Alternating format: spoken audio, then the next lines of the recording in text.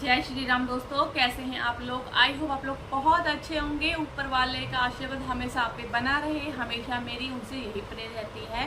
और मेरे को काफ़ी सारे कमेंट आते हैं जिसको देख कर मुझे बहुत दुख होता है और मैं बस ये चाहती हूँ उसका सोल्यूशन मैं आपको बताऊँ वीडियो के माध्यम से। जैसे कि मेरे को कमेंट आते हैं कि दीदी हमारा संकल्प लगभग होने वाला है या पूरा हो गया है, फिर भी हमारी इच्छाएं पूरी नहीं हो रही है। और कमेंट मेरे को आया था कि मेरे हस्बैंड हैं जो रोज़ दारू पी कर आते हैं, तो मैं संकल्प कैसे लूँ। और हमेशा हमारे बीच में, हमारे घर में लड़ाई झगड़ा बना रहता है। और मेरे घर में आपको अलग अलग कमेंट बता रही हूँ मैं, मेरे घर में हमेशा कोई ना कोई बीमारी रहता है, या हम जितना भी कमा लेते हैं हमारा सारा पैसा बीमारी में ही चला जाता है, हमें कुछ नहीं बच रहा है। और हम लोग काफ़ी टाइम से गवर्नमेंट जॉब की तैयारी कर रहे हैं, मतलब इतनी इंटेलिजेंट होने के बाद भी मेरा नंबर नहीं आ रहा है, दूसरों का नंबर आ जाता है। मैं कई सालों से प्रयत्न कर रहा हूँ या कर रही हूँ, फिर भी मेरा नंबर क्यों नहीं आ रहा है।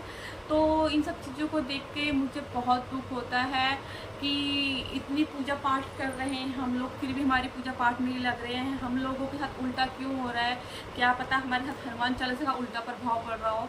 तो हनुमान चालीसा का उल्टा प्रभाव कभी नहीं पड़ता है। कई लोग तो ऐसे हैं कि जो 7 दिन रेगुलर पढ़ रहे हैं बिना संकल्प के, और पढ़ते चले आ रहे हैं 10 साल 8 साल, फिर भी उनकी पूजा पाठ नहीं लग रही है, फिर भी उनकी इच्छाएं पूरी नहीं हो रही हैं। और कई लोग ऐसे हैं जो 7 दिन का ही संकल्प लेते हैं, उनकी विश पूरी हो जाती है। तो भाई भगवान तो भेदभाव नहीं करते ना, भगवान तो भेदभाव नहीं करेंगे आपके साथ।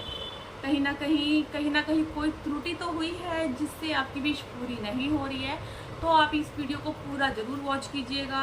क्या पता आप लोग देख रहे हो उसमें से 5 लोग 10 लोगों का भला हो जाए, और इससे मुझे बहुत खुशी होगी। क्या पता हो जाए और आपको पता भी ना हो, आपके ऊपर कितना बड़ा घोर संकट घूम रहा हो और आपको नहीं पता, क्योंकि आने वाली पीढ़ी को नहीं पता कि दादा दादी नाना नानी कई लोगों ने देखा ही नहीं होता है, उनकी मृत्यु हो जाती है।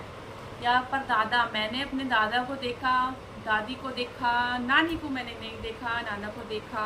अब नानी की कैसे मृत्यु हुई, पर नानी पर दादी ये जो होते हैं कई लोग नहीं देख पाते हैं।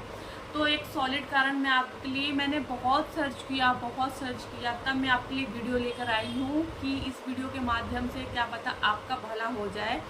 तो चलिए मैं आपको बताती हूँ। इसका सबसे बड़ा कारण हो सकता है पितृदोष। जी हाँ, पितृदोष। अगर आपके ऊपर पितृदोष लग जाए ना, तो आप कितना भी बड़ा कार्य कर लेंगे तो आप हमेशा उसमें विफल ही रहेंगे, कभी सक्सेस होंगे ही नहीं। चाहे आप गवर्नमेंट जॉब की तैयारी कर लें, चाहे अच्छे से अच्छा इंटरव्यू दे लें, या आप कितना भी कमा लें, आपका पैसा यूं ही पानी की तरह बह जाएगा। घर में हमेशा कलेश बना रहेगा, मनमुटाव रहेगा, और घर की आर्थिक स्थिति अच्छी नहीं रहेगी, बात बात पर कलेश रहेगा, घर में कोई ना कोई बीमारी रहेगा। तो ये इन सब चीज़ों से आपको जूझना पड़ता है अगर आपके ऊपर पितृदोष लग जाता है। तो पितृदोष कैसे लगता है और क्यों होता है, तो मैं आपको पहले बताती हूँ पितृदोष कैसे लगता है और किस पर लगता है। पितृदोष जैसे मैंने आपको बताया, आपकी दादी दादी नाना नानी, या उससे कोई परदादा, या उससे भी कोई जिसको आप नहीं भी जानते हैं, उनकी अकाल मृत्यु हो गई हो और उनका देह संस्कार अच्छे से ना हुआ हो, अगर आपने किसी का किया भी है और उसमें कोई ना कोई त्रुटि रह गई हो, तो वो प्रेत योनि में उनकी आत्मा घूमती ही रहती है, उनकी आत्मा प्रेत योनि में वो घूमती रहती है। और अक्सर वो आपको आपके कार्य में बाधाएं डालती हैं, आपको परेशान करती हैं, जिससे आपके कामों में रुकावट आता है, आपकी पूजा पाठ नहीं लगती है और आप हमेशा परेशान रहते हैं। और ये मैंने तो आपको बता दिया कैसे पितृदोष लगता है आपको, कि आपकी दादा दादी नाना नानी जो भी है बुजुर्ग हैं, ख़त्म हो गए हैं, अकाल मृत्यु हो गई हो, आपको नहीं पता, देह संस्कार आपने अच्छे से नहीं किया, कोई ना कोई गड़बड़ी रह गई, तो इस कारण से आपको पितृदोष लग जाता है। तो पितृदोष के लक्षण मैं आपको बताती हूँ। पितृदोष के लक्षण क्या है। पितृदोष का लक्षण ये है, जैसे कि आप सपने में आपके जैसे मरे हुए लोग आना, मरे हुए लोग जैसे आपके खानदान के ही होने हो, वो लोग जिनको आप जानते हैं और नहीं भी जानते हैं, जिनको कई लोगों को आप जानते नहीं होंगे, वो आपके सपने में आते हैं बार बार। खाने में बार बार कंटिन्यू बाल निकलना, जैसे आज आपने खाना दिया बाल निकल गया, फिर 2 दिन बाद निकल गया, फिर 2 दिन बाद निकल गया, तो ये आपका हेयर फॉल नहीं है, ये आपका पितृ दोष है। कभी कभार निकल जाना वो तो समझ में आता है कि हाँ ठीक है निकल गया जल्दीबाजी में, बट हर दूसरे दिन निकलना तो ये आपका पितृ दोष है। तीसरा, घर का माहौल अच्छा ना होना, छोटी छोटी बातों में आपस में लड़ाई हो जाना, घर में कलेश रहना। अगला रीज़न ये भी है कि आपके घर में जितनी भी इनकम आती है सारी इनकम पानी की तरह आपकी बीमारियों में चली जा रही है, पैसा रुक नहीं रहा है, आप चाहे कितना भी कमा लो आपका पैसा बच ही नहीं रहा है। और कारण हो सकता है कि और एक रीज़न ये भी है लक्षण, जैसे कि आप किसी अच्छे कार्य में हाथ डाल रहे हैं, उस कार्य में बाधा आ जाना, गवर्नमेंट जॉब की तैयारी कर रहे हैं उसमें आपकी नौकरी नहीं लग रहा, प्राइवेट जॉब के लिए आप गली गली घूम रहे हैं आपकी जॉब नहीं लग रही है, आप कर रहे हैं 2 महीने में 3 महीने में आपकी जॉब छूट जा रही है, तो ये आपके पितृ दोष के सारे लक्षण हैं। इस लक्षण को आप अच्छे से समझ लीजिए। कभी कभार तो होता है, समझ में आता है कि आर्थिक प्रॉब्लम आ रखी है, पर ये आपका कंटिन्यू होता चला आ रहा है, फिर भी आप नहीं समझ रहे हैं कि आपका ये पितृ दोष है, तो ये आपकी बहुत बड़ी गलत फहमी है। कभी कभार तो समझ में आता है, इन प्रॉब्लम से हर कोई गुजरता है, क्योंकि ये लाइफ है, प्रॉब्लम तो आएगी ही, पर वो चीज़ कंटिन्यू अगर आपके साथ हो रही है तो ये आपका पितृ दोष के लक्षण हैं। और मैं आपको इसका उपाय बता देती हूँ, और आप ये वीडियो ज़रूर फुल देखिएगा, मैं आपको बार बार कह रही हूँ, क्योंकि ये वीडियो अगर आपने नहीं देखी तो आपका ही नुकसान होने वाला है। तो इसका उपाय मैं आपको बताती हूँ। अभी सितंबर में पितृपक्ष आने वाला है, सितंबर में आएगा, 27 तारीख से 29 तारीख से पितृपक्ष चालू हो जाता है, जो 15 दिन का रहेगा, 15 दिन का रहता है, जिसके अंदर में आपको पितरों के नाम से सुबह शाम उनके नाम से भोजन निकालना है, थोड़ा उनके नाम से भोजन निकालना है।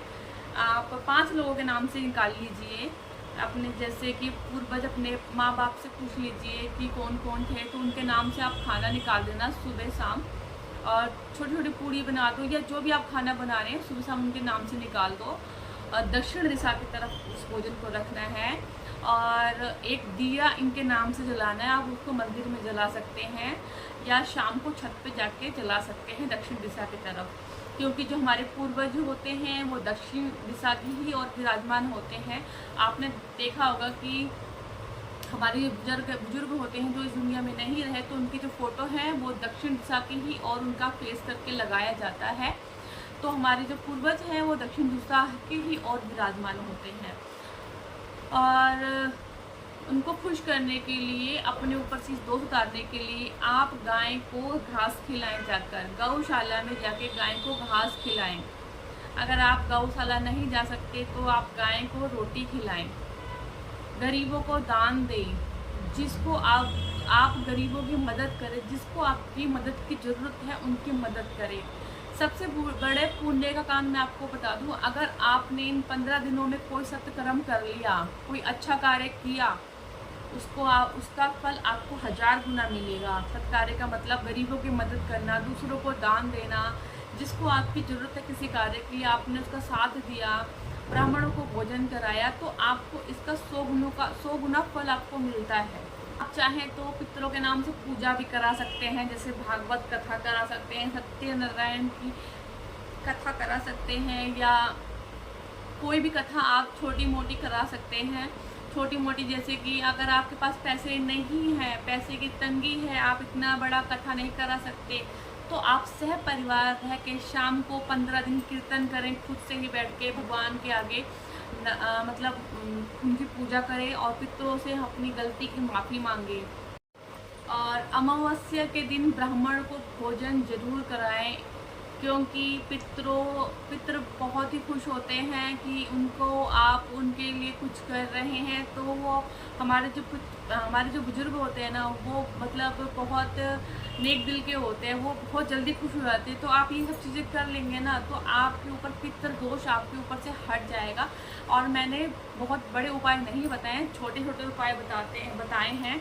उनके नाम से आपको दिया जलाना है, खाना निकालना है, गाय को घास खिलानी है, या घास नहीं खिला सके तो रोटी खिलाओ, कथा करा दो, बड़ी कथा नहीं करा सकते तो छोटी मोटी कथा अपने घर में करा सकते हैं, कीर्तन करा सकते हैं, ब्राह्मण को भोजन करा सकते हैं, गरीबों को आप दान दे सकते हैं। तो आप यही कार्य कर लीजिएगा ना, तो आपके ऊपर से पितृदोष बिल्कुल हट जाएगा। और ना अगर आप उसके बाद आप देखिएगा कि भगवान जी का चमत्कार, तो आपकी सारी पूजा पाठ लगेगी और आपका संकल्प अगर आप लेते हैं किसी कार्य को लेके तो वो ज़रूर पूरा होएगा। और कल ट्यूसडे है, तो जो संकल्प ले रहे हैं मुझे कमेंट बॉक्स में ज़रूर बताना, और जय श्री राम ज़रूर टाइप करना, जय श्री राम का नारा ज़रूर लगाना कमेंट बॉक्स में सभी लोग। और इस वीडियो को ज़्यादा से शेयर करना, क्योंकि ये पितृदोष बहुत ही बेकार होता है, किसी कईयों को पता नहीं होता, उनके ऊपर लगा होता है। और एक ज़रूरी बात यह है कि अगर आप इन सब चीज़ों से नहीं भी गुजरे हैं, सब सर्वगुण संपन्न हैं, तो फिर भी आप पितरों के नाम से 15 दिन उनके लिए खाना निकाल लेना, क्योंकि साल में 15 दिन ही आता है। तो आप उनकी 15 दिन सेवा कर लेना और वो आप पे और खुश हो जाएंगे। अगर हमारे ऊपर हमारे पितर खुश रहते हैं ना, तो हमारे सारे कार्य हमेशा आसानी से बन जाते हैं। और अपने माँ बाप के रहते उनकी अच्छे से सेवा कीजिए और इस वीडियो को ज़्यादा से ज़्यादा शेयर कीजिए। जय श्री राम।